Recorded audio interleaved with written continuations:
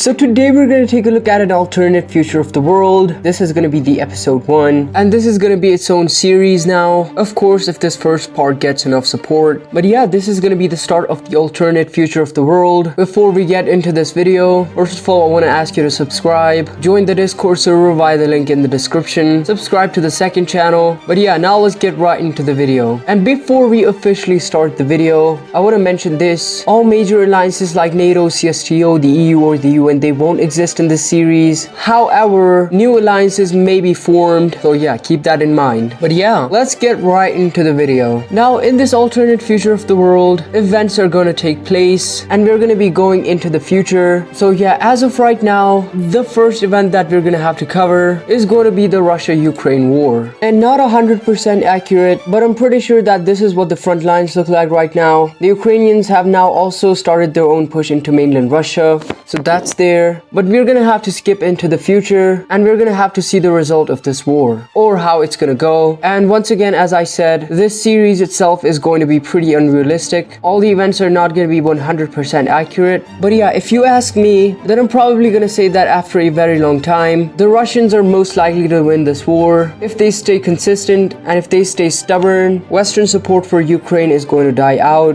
And yeah, a few years later, this is what the front lines would look like. And after a few decades, the Ukrainians are going to lose all of this territory. They also lost their capital city here. But yeah, after decades of fighting, the remaining parts of Ukraine will go ahead and surrender. Russia won this war, but they lost a lot of manpower and a lot of resources, and they won't be able to go on the offensive anymore. Of course, only for some decades. But yeah, let's look at a peace negotiation here. Okay, so in a peace negotiation, we can see that all of the western parts of Ukraine were completely puppeted. The eastern parts were completely annexed. And I don't know, the Russians want these regions. I gave them a little too much, but that's because I want them to have a border with these Eastern European countries where they may expand in the future. So yeah, that was the Russia-Ukraine war for you guys. Russia won the war. And let's take a look at other events that happened while all of this was going on, because that took decades. Over here in East Asia, we finally saw the Chinese declaring war on Taiwan. This too happened while the Russia-Ukraine war was going on. And here's how the war went. Unfortunately for Taiwan, the Chinese had already surrounded the island and no one would be able to send their support for Taiwan. They made a naval landing in the south. They started to push around, and because the Taiwanese were heavily outnumbered, even though having better equipment, they were unable to push the Chinese back. And after a few months, all of Taiwan was now under the Chinese control. And that is how the Chinese took control of Taiwan, and there are no two Chinas anymore. It's all just one China under the Communist Party. But this war actually is going to affect China here, and it's going to affect their position in the Pacific Ocean, because after these guys saw what happened to Taiwan, we can see that there is a new alliance being formed. The founding members of this alliance are Japan, South Korea, as well as the Philippines. Now this is going to be a defense alliance. More countries may join in the future. These three are the only countries in this alliance, and basically this is a defense alliance where if one country gets attacked, all of these countries are going to have to declare war on that country. So yeah, that is what happened in East Asia. And the name of the alliance is going to be chosen from the comment section. You guys have to come up with names, and the best name for this alliance is going to be picked. So yeah, make sure to leave a comment. And while all of that happened over there, some other interesting stuff happened in the Middle East, where over here in Iraq, we can see that the Kurds rebelled against the state. And this is all happening because another country is supporting these guys. The Kurdish rebels were able to gain ground over here in the north, but the Iraqi government, after realizing that a stronger country is supporting these guys, sits down with the rebel leader, and so the Kurds are guaranteed an independence, but they'll be only given the land that they got while rebelling against the state. So yeah, now let's look at Kurdistan. And yeah, this is the newest country in the world, Kurdistan, and as of right now it may look very small, but if no one messes with them, they might expand in the future. But this is going to be a huge threat to the Turks, the Syrians, as well as the Iranians. There are Kurds living in all of these 4 countries, but for now, the Kurds living in these regions are gonna migrate to this new country to strengthen it up. So yeah, that happened in the Middle East. And down here in East Africa, we're gonna see 2 events that took place. The first event is Somaliland's huge rebellion against the state. And once again, another foreign power was involved here. Not gonna tell who it was, but the Somaliland rebels were able to take all of their country. And Somalia, after realizing that someone is supporting these guys, And the same thing is going to happen here, which happened over there in Kurdistan. Somalia's leader is going to have to sit down with the rebel leader. And this peace negotiation is actually pretty simple. Somaliland got its independence after so long, after a lot of sacrifices. This is another new country that we have. And yeah, that was the first event in Africa. The second event in Africa is also going to take place here, where we can see that the Ethiopians declare war on Djibouti. Now they do this because they wanted an access to the sea, and Djibouti has a very strategic location right here because it controls the trade routes from the Indian Ocean to the Red Sea. It doesn't control them, but geographically, having control over Djibouti can benefit any country in this world. And I know that there are a lot of military bases in Djibouti, but flip that, Ethiopia wants some coastline. So yeah, this was a pretty easy invasion for Ethiopia as they storm into Djibouti, taking the entire country within days. And then we can see that Djibouti got completely annexed. Now Ethiopia has an access to the sea,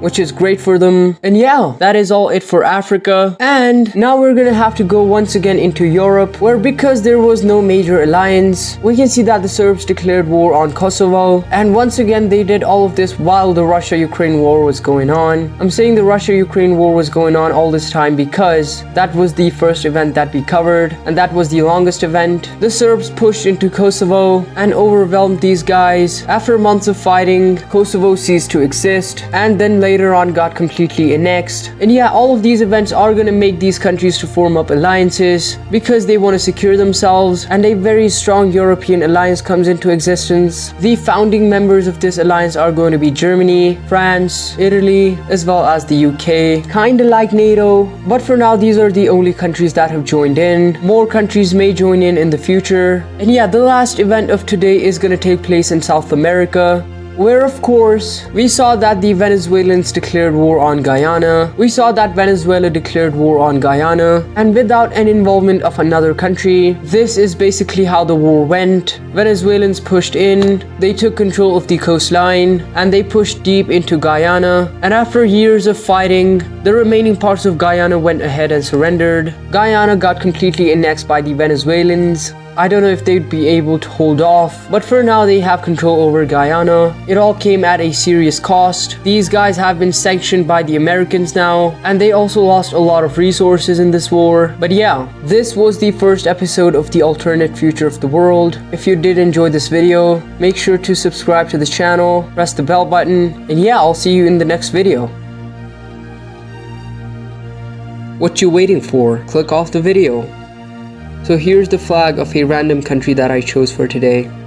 And another not so friendly reminder, subscribe.